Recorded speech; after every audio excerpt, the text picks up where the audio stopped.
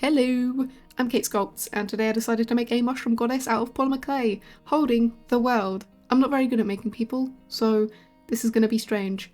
I hope you like it, and let's get into it. To start off, I cut 3 of the same lengths of wire, and kind of bend the bottom of them upwards, and then stick them together using masking tape. I start off just by sticking 2 together, then I add the 3rd one in, just to make it a bit more bearable to hold them all together. Then I begin to wrap it in foil. I add some extra foil around kind of the midsection here, which is where the woman's hips are going to be. And then I just fill in the rest of the dress using the foil, making sure that it covers all areas. I painfully roll out some clay and then wrap it around the body. I make sure to cut off all excess clay and also blend it together using my fingers. You can use silicone tools to blend clay, but when it's on kind of an open area, it's best just to use your fingers, it's easier really.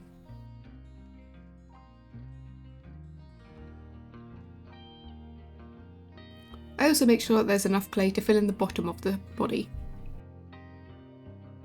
I use some extra clay just to fill in any seams and gaps that I don't like. I also flatten out a bit of extra clay so that I can add it around the edges of the bottom of the dress to give it a rounder look, as well as adding more clay to the main body so that it gives it that nicer form. I use my thumb quite a lot to drag around the clay to make it a lot smoother. I then add a little bit of extra clay to the chest to bulk it out some more, as it's looking a little bit small right now. Then I attach some foil to the end of a little wooden skewer, as well as some clay on top, to start making the head. This is the part that I would struggle most with when making a person. Faces are just so difficult for me, especially on this scale, so small. But I use some techniques that I've learned. I scrape out the lips, I press in some areas to make the nose instead of adding clay, and then it actually turns out alright. I also make some eye sockets and add little balls for the eyes, as well as adding some clay on top for the eyelids. And then I scrape on some eyebrows too. While that's in the oven, hopefully not getting burnt to a crisp, I start making the mushroom cap, which is going to act kind of like her hair. So I roll out some clay as well as folding some foil into this kind of shape. And then after I've cut out the clay to the shape that I want, I use some extra foil and kind of outline it so that the foil will cover all of the clay around it. And then I do the 3D equivalent of tracing to get the exact same form for the backside. And using some clay glue, I stick it together and pinch the edges to make sure that the sides don't fall apart, of course.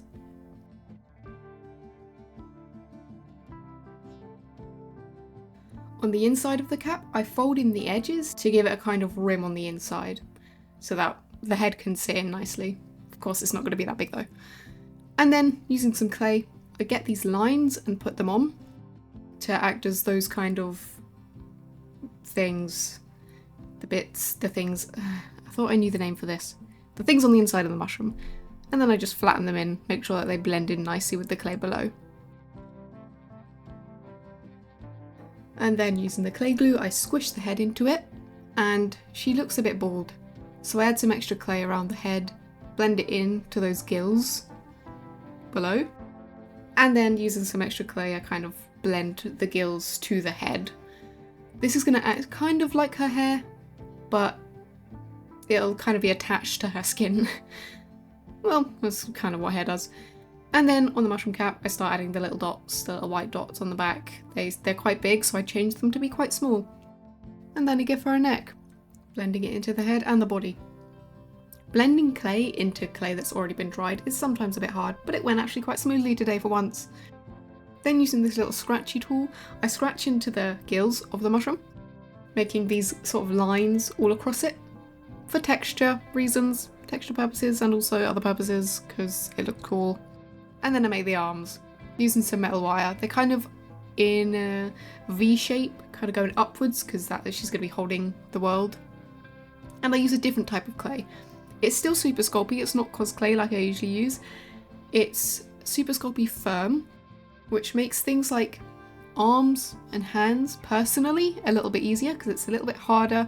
Fingers won't get smushed so easily or fall off. And then of course I just attach the fingers by rolling out some clay and then smoothing them on. Then to make the earth she's holding, I mix 2 parts of resin together and add some both blue and brown epoxy colourant in there. It kind of gives it this darkish blue kind of colour, and then I just pour it into the mould. While letting that dry for 24 hours, I then go back to the goddess and work on the body some more. I give her this kind of rim to her dress, and then I kind of scrunch up the clay and then add it onto the arms for the sleeves. I do kind of reshape it after I've smushed it out a little bit. Then using some little clay lines, I add them to the base, kind of swirling up the dress. These are going to be roots because the bottom of the dress is going to be kind of like a little forest scene. So I add them all in, and then using my silicone tools, I blend them into the base.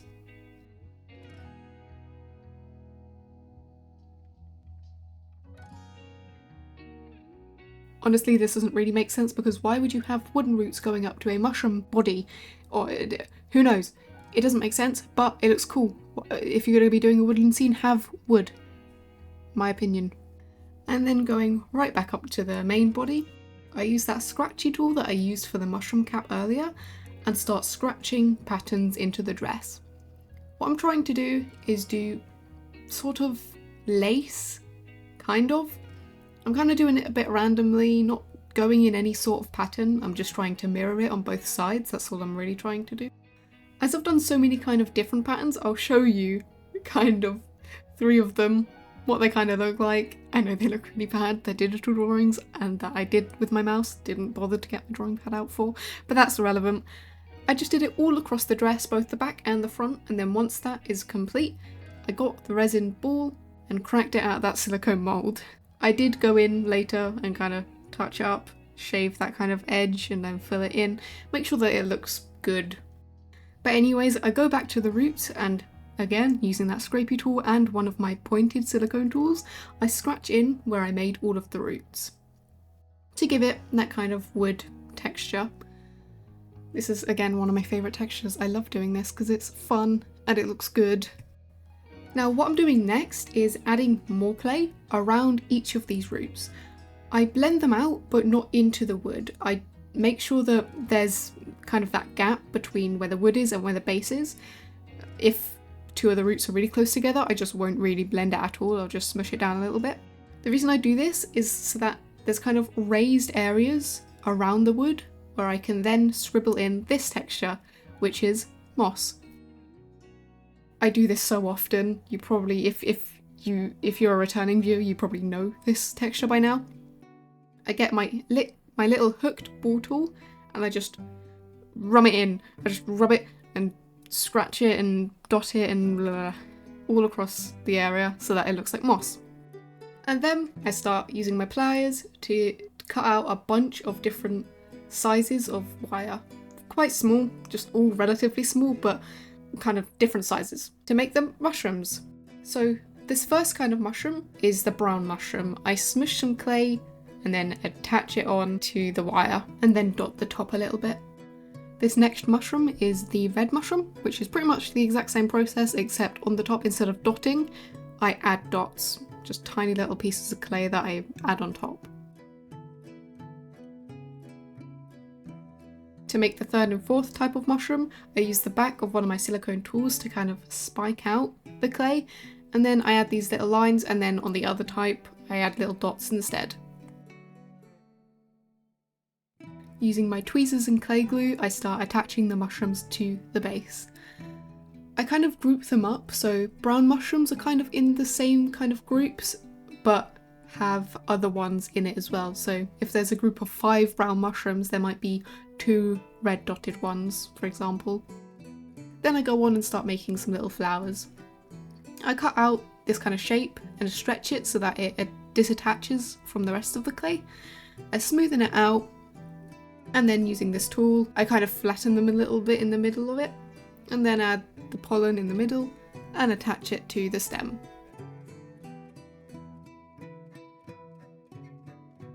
I make about 5 of these in total, different sizes each. And And then again, using some tweezers, I just attach them into the base. You might see here that there's a little smushed part. This is actually where I hold the sculpture. Look, you see me grabbing it there.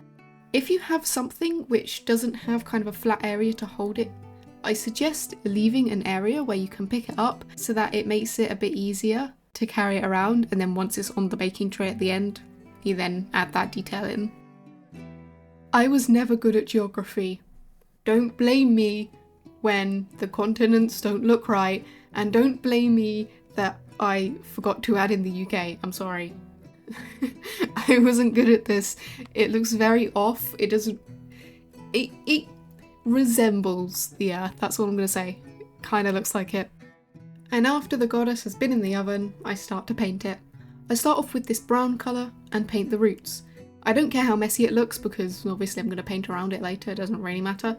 But I kind of go in, making sure to fill in all of those little cracks, the lines that I made earlier, so that there's no places which go untouched by paint.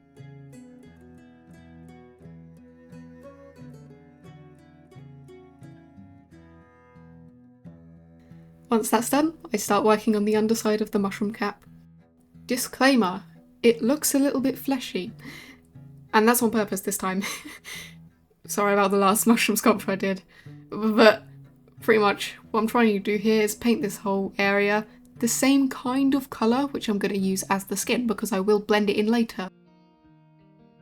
Do forgive me for going back and forth so much, but back to the roots, I use this lighter, warmer colour of brown and dry brush, not really dry brush, but kind of brush over the top of the roots so that the indents stay dark and then the top stays light. Then I go in with the green for the moss. Now, when painting moss, if you're ever going to do this, I suggest looking at it from every single angle when you're doing it. Because of the texture itself, there are always areas which you're gonna miss. Your paintbrush can't get into all the little cracks and you need to look at it from every angle to make sure that you've covered every single area. I also don't mind that I'm overlapping on top of the roots so much, it kind of makes it look like they've been encroached on by the moss. Then I go in with this kind of lighter sage green colour for the dress. Just same with the moss, it's quite difficult to get into all of those little cracks.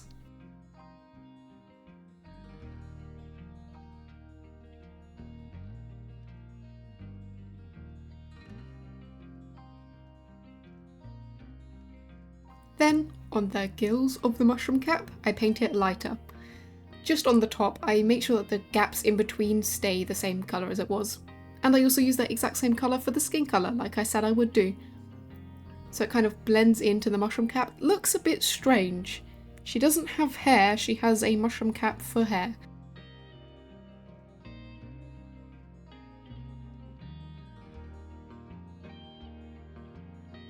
Painting the arms is a little bit more difficult than the head, since it's obviously grey as the base, a darker colour. So I had to go over it a couple times with different coats. I do use my sponge, even though I don't put that on camera. I just kind of dab it along to make it an even colour. And then make sure that she has a little bit of blush on her cheeks. I try and use this colour for the lips, and then later on I do change it to be much darker. Then working on the eyes, I now just realised I didn't give her pupils, but because she has brown eyes I don't think it really matters. I would have noticed it if it was blue eyes, so that means that it doesn't matter. My bad. Anyways, like I said, I paint her eyes and then I paint her lips a darker colour. Then I dry brush a much lighter colour, not quite white, but just a very light green, on top of the dress so that you can see all the lace texture that I did earlier. And then like I did just about like 3 seconds ago, I dry brush on the moss like I did on the dress. A lighter green colour. I do it twice, first off with a kind of slightly lighter colour and then second time with an even lighter colour, kind of more yellowish.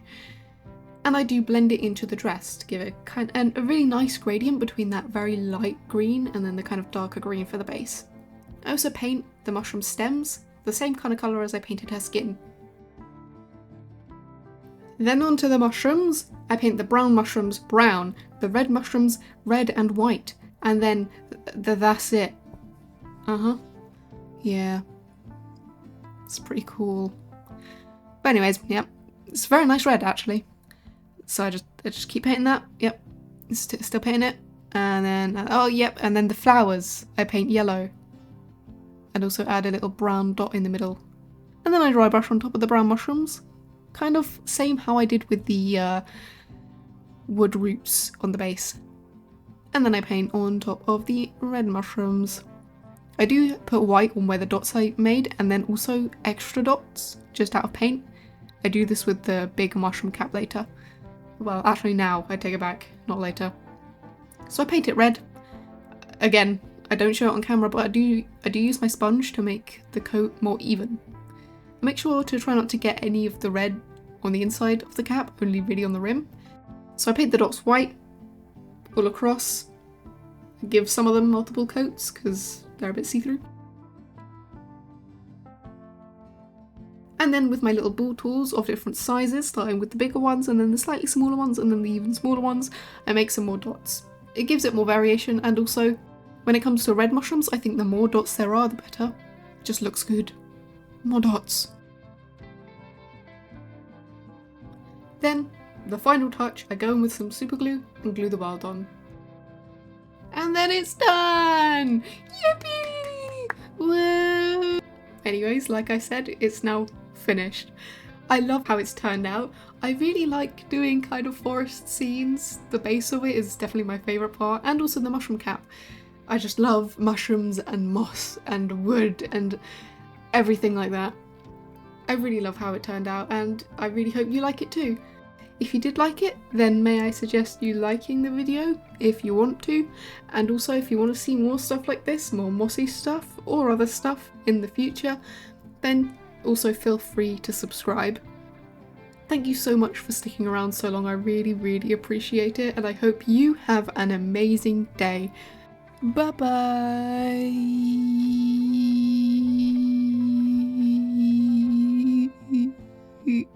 bye.